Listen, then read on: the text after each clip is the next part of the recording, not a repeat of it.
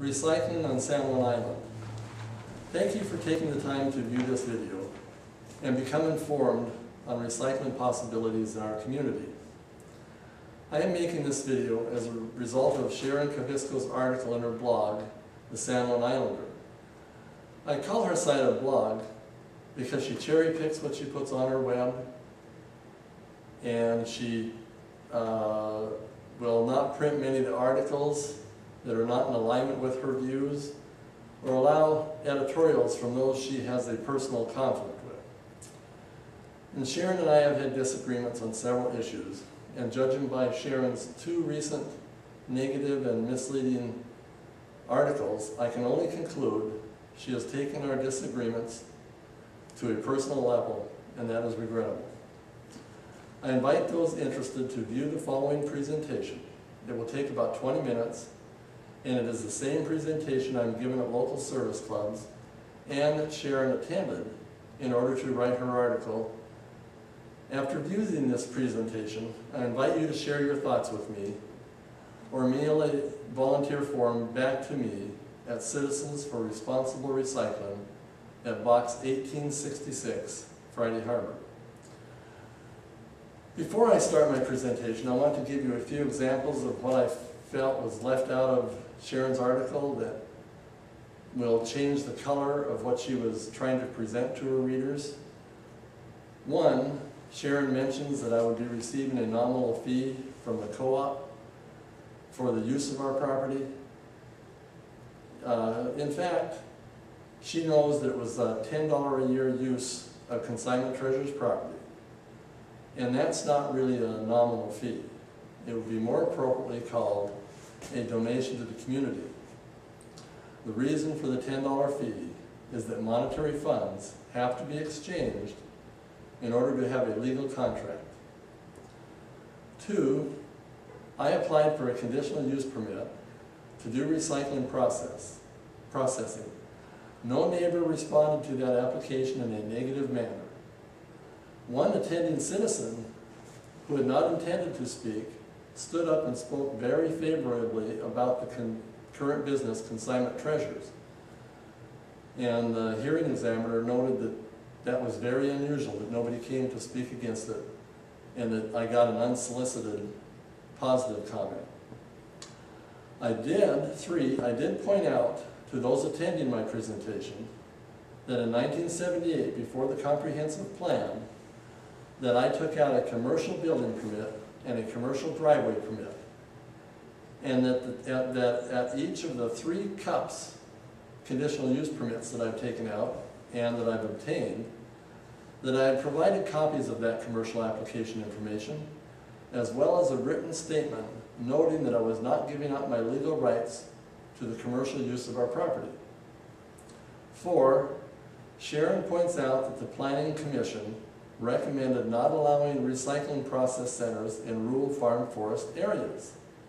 The fact is that Consignment Treasures currently has a recycling processing conditional use permit, and Consignment Treasures will be allowed to continue its recycling business regardless of any Planning Commission's recommendation. Sharon also fails to point out that the County Permit Department recommended approval of recycling in rural farm forest because it is legally classified as an essential public facility need. The County Council will be the ones making the final decision, and they could make that decision as early as November. Our attorney has provided the Council with the legal reasons they should approve recycling in rural farm forest areas. If you, as a citizen, want to be allowed to have efficient recycling and have drop boxes allowed around the islands, then you need to notify the council members of your desires and encourage them to treat recycling as an essential public need and to allow recycling collection in rural farm forest areas. 5, in addition, I have been told by an attorney that a co-op would be able to operate without the required conditional use permit for recycling drop-off. And that's because as co-ops are owned by the members, and as members, the individuals will have property rights and civil rights protections, allowing them use of the facility as individually theirs. The idea that I have been promoting a recycling co-op, the idea I have been promoting is a recycling co-op. I am in hopes that our island community members will understand, support, and appreciate the need to expand our island recycling efforts.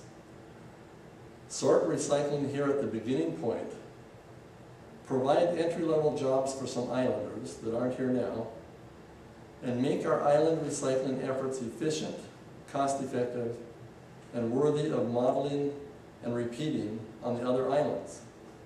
Here's to that old bumper sticker slogan: reduce, reuse, and recycle. You know, before I start the presentation, I also want to go into just a little bit of history of before. And my wife and I, Patricia, moved here in 1976. And she retired here as a school teacher, and I retired as a builder and a multi-business owner.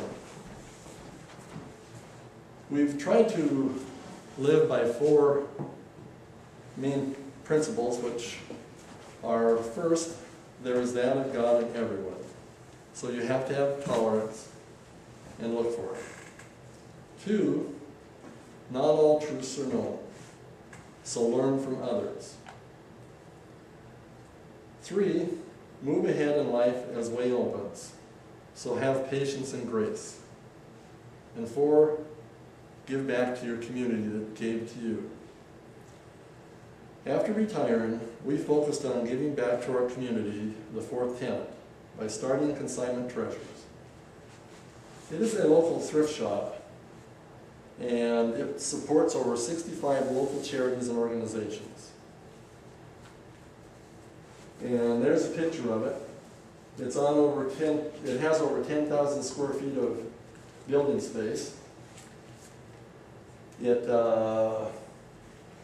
is on about 5 acres, and we've given over $130,000 for local charities and individuals. And that's not including things we've given outside of that. Consignment Treasures sends out monthly checks. Here's an example where we gave a check to a gal, consigned something, we gave her a check, and a portion of her check went to the Serapis Club. So that's how it works. And the largest 1-month single check was to a charity for about $825. That's unusual enough. That's high and unusual, but that is the largest check we've given. We started CT Recycling a year and a half or so ago as a subsidiary of Consignment Treasures to get an idea of the viability of recycling in a different manner here on our island. And this is where an ounce of prevention is worth a pound of cure.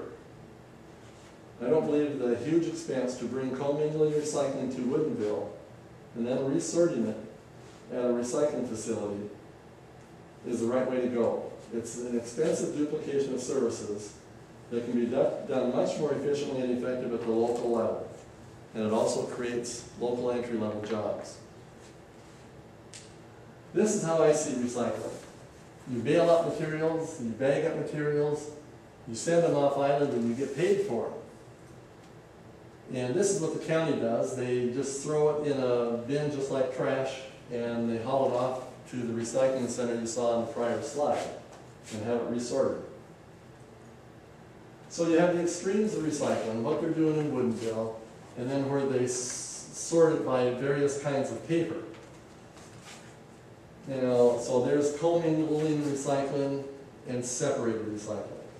And I favor having recycling done in a sustainable manner, a manner that will combine for-profit business sense with public sector necessity. So the problem.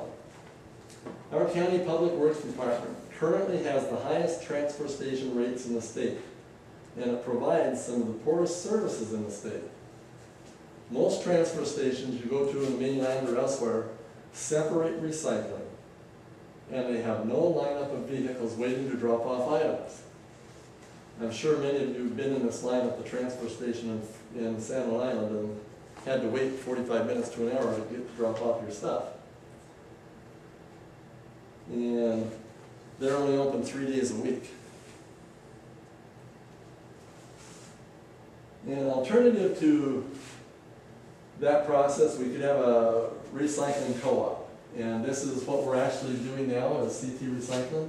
This is aluminum cans for the Lions Club going to the mainland. There's electronic goods that are being palletized and shrunk off and taken to the mainland. There's clothes that are being baled up.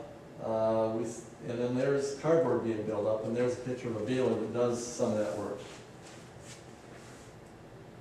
I did a draft business plan with a little help from the the ESD, the Economic Development Council. I'm not going to go through that whole thing, but I just wanted you to be aware that I've spent some time and gone through a lot of the process and information you'd have to do for a typical business plan. So every idea takes a commitment to make it happen, or someone to encourage others to get the ball rolling. And as the owners of Consignment Treasures, my wife and I have had a lifelong commitment toward recycling. And we are proposing that a community recycling co-op start by using the portion of property that CT Recycling is currently using at Consignment Treasures. We would be willing to lease that portion of the property to the co-op for $10 a year. I started CT Recycling as a subsidiary of Consignment Treasures on a trial basis, and it is working well. So the question is, would the community be interested in supporting and promoting the idea of a recycling co-op on San Juan Island? And what would you do to help? So this is part of the business plan, just one section of it. I just thought I would quickly go through this so you see that's how detailed the plan actually is. This has the short-term strategy of the business plan. It goes through formation of a nonprofit co-op with a board of directors and a volunteer team, develop a mission and vision statements, investigating existing co-op types and picking out a model that fits, identify a committee to work on or various. And if you have any questions, I'm located in the phone book. I'm hesitant to give it out in this video, but I'm located in the phone book, and anybody in our community knows my name, they can look it up. Thank you very much for listening. I blew that in, didn't I?